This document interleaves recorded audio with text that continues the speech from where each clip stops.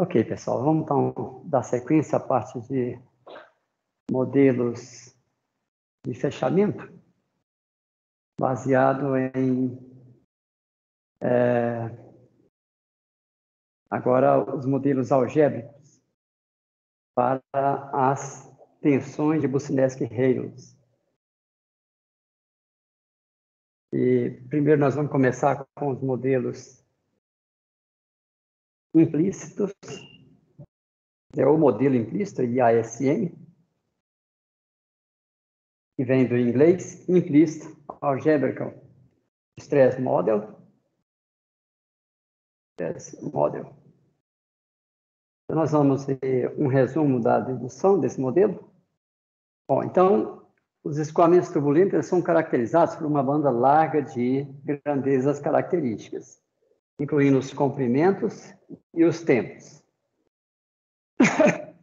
As grandezas integrais, as quais caracterizam globalmente os escoamentos turbulentos, mudam dramaticamente de um escoamento para outro. Então, a busca por modelar o fechamento usando essas grandezas características, comprimento, tempo e velocidade, acaba por não ter universalidade. Bom, então, dentro dos modelos de fechamento há duas equações, que nós já vimos, só fazendo uma revisão, nós vimos o modelo K-epsilon, que ao contrário do modelo do comprimento de mistura de Prandtl, não requer a priori a especificação de um comprimento de tempo característico, porque a gente já obtém o K e o epsilon. Daí a gente retira uma relação para Νt, função do K e do epsilon. No entanto, apesar dessa grande vantagem, né, em relação ao modelo do comprimento de mistura de Prandtl, esse modelo continua sendo diretamente dependente do conceito de viscosidade turbulenta, que caracteriza sérias limitações, como todos os modelos de fechamento que têm como base esse conceito. Então, entre essas limitações, nós destacamos a dificuldade de modelar os efeitos de forças de corpo, efeitos gravitacionais, e também efeitos promovidos por curvatura e por rotação. Isso gera fortes anisotropias. E os modelos baseados em Νt, diretamente, são modelos isotrópicos. Bom, foi então que Lambert, Lauder e Spezialy, eles identificaram as dificuldades em simular recirculações secundárias. Que seriam essas recirculações secundárias? Você pega, por exemplo, um conduto retangular e um escoamento principal, aí vamos encontrar aqui recirculações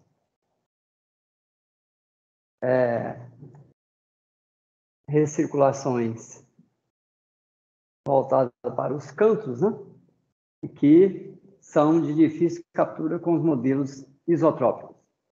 Porque ali o escoamento tem forte efeito de rotação das partículas e isso dificulta a modelagem usando os modelos a duas equações de balanço.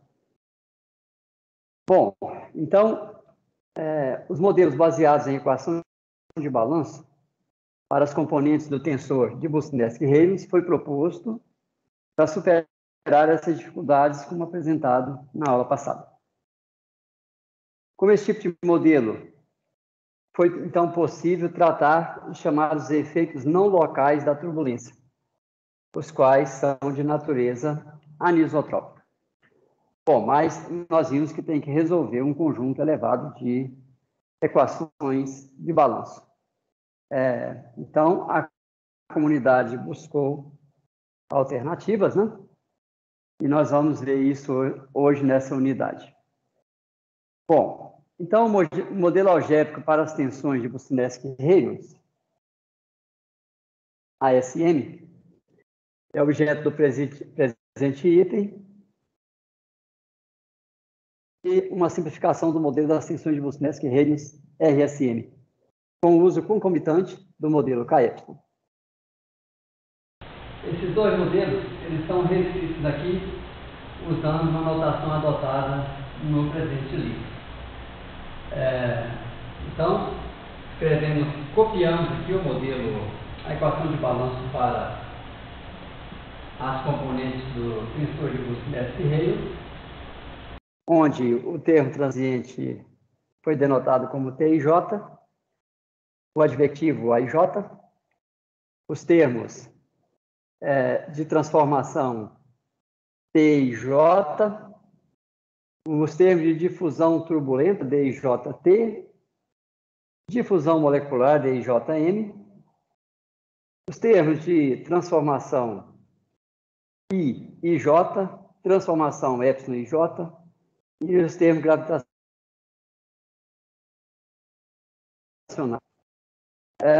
Não considerando aqui os efeitos gravitacionais, nós vamos escrever aqui uma equação com base nessa notação, que é AIJ menos DIJ. Então, e também não considerando o termo transiente. Então, vai ficar AIJ menos DIJ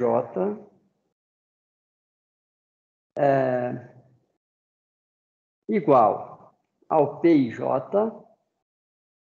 mais Pi e J e menos Epsilon e J.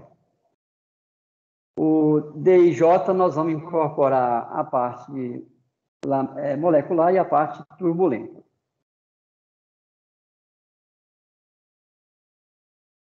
Então está aqui. O DIJ é igual a DIJT mais DIJ molecular. Os termos TIJ e GJ não foram considerados. E temos aqui a equação para o balanço de energia cinética turbulenta. AIJK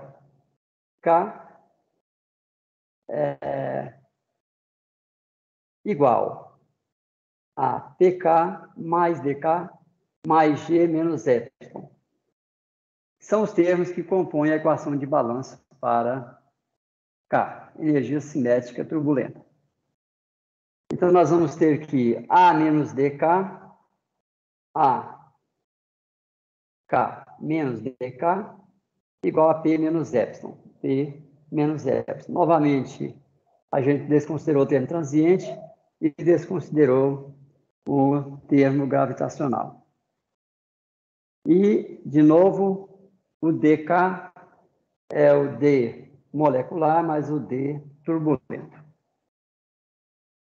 Bom, para a dedução, então, do modelo algébrico, propõe-se que a diferença entre a advecção e a difusão das componentes do tensor de Bus-Mestre-Reynolds, ou seja, A e J menos D e J, isso seja modelado como sendo proporcional à diferença entre a advecção e a difusão da energia cinética turbulenta K.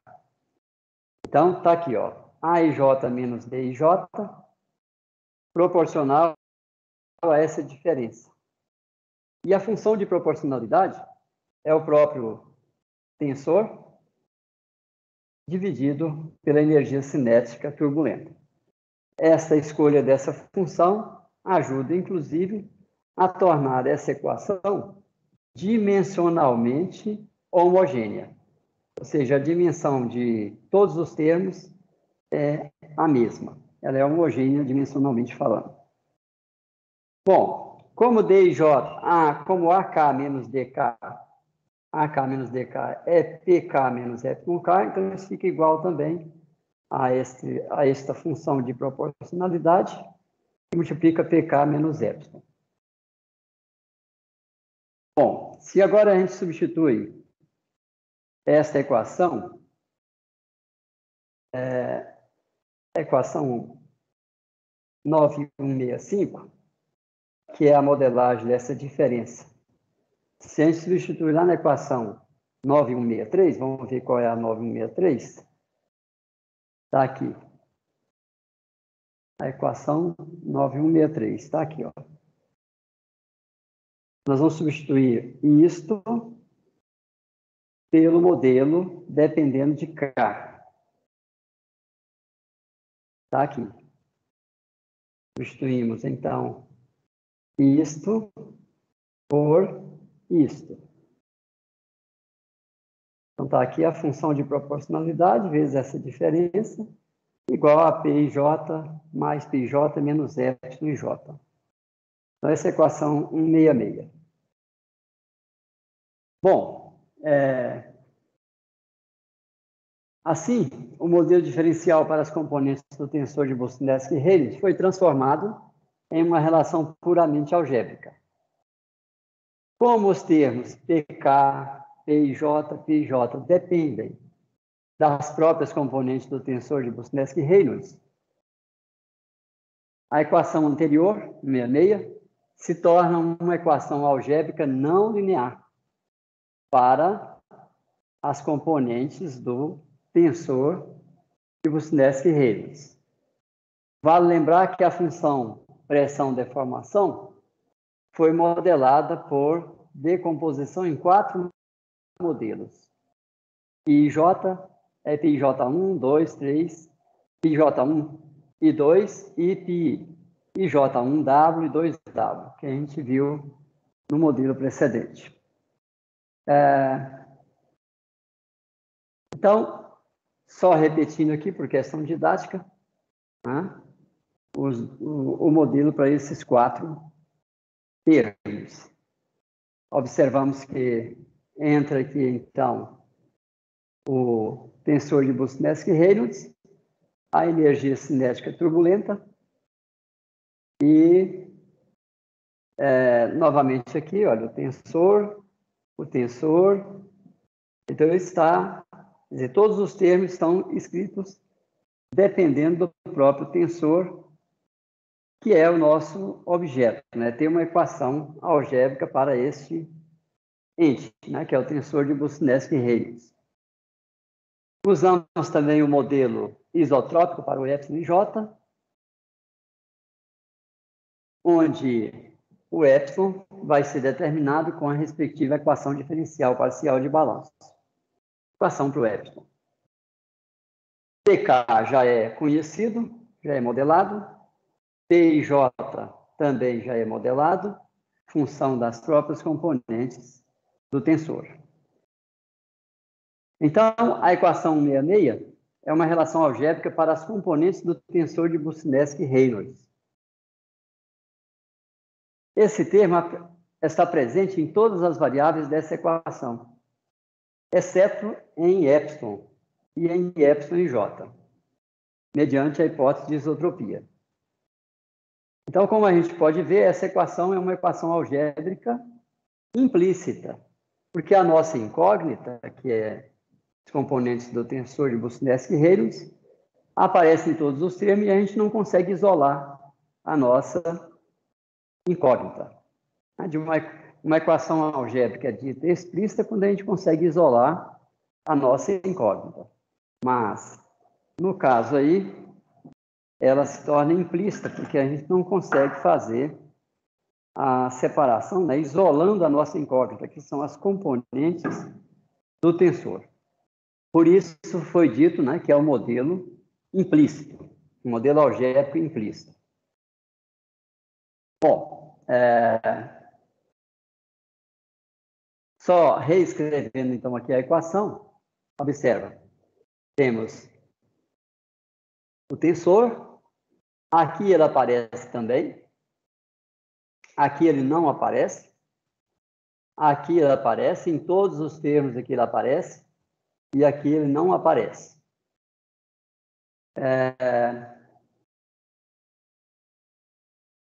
Então, só reescrevendo aqui a equação, deixa eu ver se eu acrescentei alguma coisa. Sim, nós substituímos termos PIS pelos respectivos modelos. Então, aí aparece o tensor, a energia cinética turbulenta, o epsilon,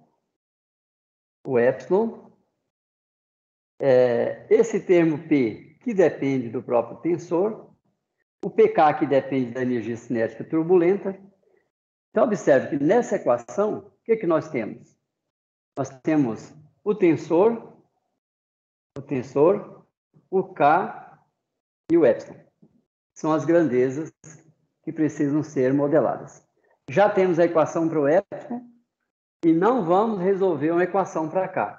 Por quê? uma vez que a gente determina a solução para isso, o traço disso é o próprio K. Então, nós podemos imaginar, não é, que o K está implícito nisso. Ele é o traço desse tensor. Então, tá aí, pessoal. Este é um modelo algébrico, porque, veja, não tem operadores diferenciais mais. Puramente algébrico. Porém, ele é implícito. E a solução desse tipo de modelo é também uma solução cara, né? Solução bastante pesada. Mas, enfim, é uma proposta, né, que a comunidade fez na busca de quê? De tornar a implementação mais simples, comparado com o modelo RSM, e de tornar a execução mais barata. Porém, valeu o esforço da dedução, mas os ganhos não são muito grandes, pelo fato de que o modelo se tornou implícito.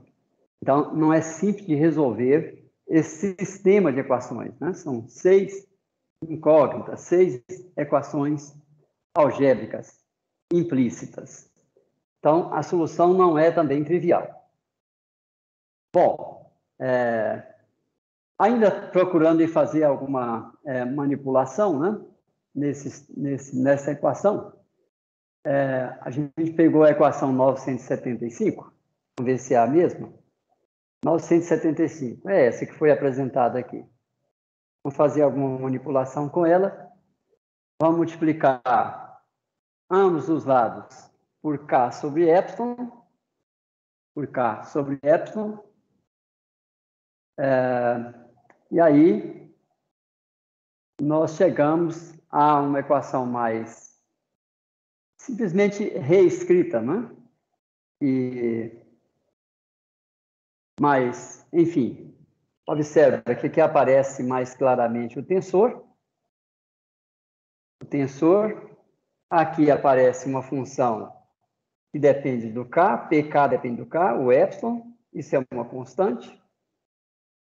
Aqui aparece o K, K sobre epsilon, PK também só depende do K, e PK. Bom, menos. Agora, aqui já aparece PJ, que depende do tensor, PJ, e J, que também depende do tensor. Então, foi reescrito de tal forma que a gente possa fazer uma solução interativa, né? Tem que ser interativo porque nós não conseguimos isolar a nossa incógnita, tá? Continua implícito. Mas foi reescrito e aquilo ele se apresenta numa forma mais simples de ser pensado um algoritmo para a solução desse sistema de equações algébricas. Esse sistema é um sistema acoplado, né? E não linear, e, além disso, implícito. Ok? Então, nós não apresentamos aqui no curso, também não apresentamos no livro, quais seriam as técnicas, possibilidades de métodos para a solução desse tipo de problema. Tá? Aí a gente parou por aí para o material não ficar muito extenso, mas, enfim, a gente cita as referências de tal forma que, se houver interesse em trabalhar com esse tipo de implementação, então é algo que vale a pena. Tá? Não é muito explorado ainda pela comunidade. Pelo menos para ter uma ideia do que é um modelo algébrico, né? Observe que o modelo do tipo comprimento de mistura de Prandtl, que nós apresentamos lá no capítulo 8, é também um modelo algébrico, porque ele é baseado em 0 equações de balanço. Esse aqui também é um modelo algébrico com 0 equação de balanço. Tem equações algébricas. Então, nós temos vários níveis de modelos algébricos. Aqui, em particular, nós estamos falando de um modelo algébrico do tipo ASM. Algebraic Stress Model. Ok? Bom, vamos prosseguir na análise. Veja bem, na terceira linha da equação 976, por conveniência algébrica, foi somado e subtraído o termo Só estou explicando aqui com mais detalhe, né? Como é que a gente manipula os termos da equação. E aí, foi possível isolar as componentes do tensor. Quer dizer, isolar não é bem o termo, tá? Porque, observa, aqui, aqui e aqui continuam presentes o próprio tensor. Então, não está exatamente isolado. Foi isolado numa forma que dá para a gente fazer a solução de forma interativa, né? Você pega esses entes usando uma interação precedente, atualiza isso. Pega a atualização, substitui aqui, atualiza de novo. E vai interagindo até que chegue-se a uma solução. Bom, o problema é um processo interativo e eficiente para resolver esse sistema de equações algébricas não lineares e implícitas. Ok? E lembrando que tem uma autodependência também do K e do epsilon. Então, precisa resolver as equações de balanço para K e epsilon. Então, aqui também, pessoal, tem uma nuance importante, porque não deixa de ser um erro chamar esse modelo de um modelo puramente algébrico. Vocês concordam? Por quê? Eu preciso de uma equação de balanço para o epsilon. Uma equação de balanço para o epsilon. O K sai do traço desse tensor. Mas para o epsilon eu preciso resolver uma equação de balanço. Portanto, o modelo em si, ele não é completamente algébrico, como na literatura se coloca. E aqui a gente faz essa observação. Na verdade, ele é um modelo algébrico diferencial, porque requer a solução do epsilon. Isso a nível do modelo de fechamento, tá? Um modelo de fechamento dito algébrico, mas que não corresponde 100% à realidade. O correto seria a gente chamar isso de um modelo algébrico diferencial, porque é uma composição de equações algébricas com uma equação de balanço diferencial, uma EDP, para epsilon. Vocês concordam? Então, isso é, a nosso ver, aí uma falha na nomenclatura usada aí na literatura. E que a gente deixou um pouco passar também aí no livro, tá? Eu não fui muito claro aí quanto a isso. Precisaria ter sido mais incisivo nesse tipo de falha. Ok.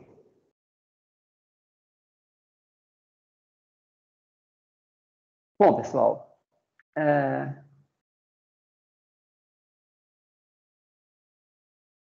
aqui a gente ressalta ainda que a dedução aqui apresentada foi feita tendo-se como base o material, né, do Davidson, que é um professor lá da Universidade de Chalmers, na Suécia. E a título de verificação dessa dedução, o modelo dado por meio da equação 977, que é a equação precedente, pode ser particularizado para o problema de um escoamento de Poiseuille turbulento, plano turbulento, para o qual o tensor de Busnetsky-Reynolds é reduzido a essa componente apenas, como nós vimos lá no capítulo 7. Sendo a coordenada x na direção do escoamento e a coordenada y na direção normal às paredes. Isso é só para verificar a consistência do modelo, tá? Então, observa que se a gente faz do modelo da equação 977 as simplificações, considerando que todas as componentes são nulas, exceto essa componente, nós chegamos a esta expressão aqui, ó, que pode ser manipulada e chegamos a essa expressão aqui, ó. E isto é igual a isto. E observe que isto aqui pode ser denominado uma função semi, que não é agora uma constante, é uma função, porque isso depende do P, do epsilon, enfim, depende todas essas variáveis. Mas veja a forma que a gente conseguiu escrever. Essa componente igual a semi k ao quadrado sobre epsilon du dy. E a forma clássica de modelagem, né, onde esse semi k ao quadrado sobre epsilon é o nosso NIT, é o modelo para NIT. E o du dy, que é a taxa de deformação do campo filtrado. Então, a gente, partindo desse modelo algébrico, foi possível chegar ao modelo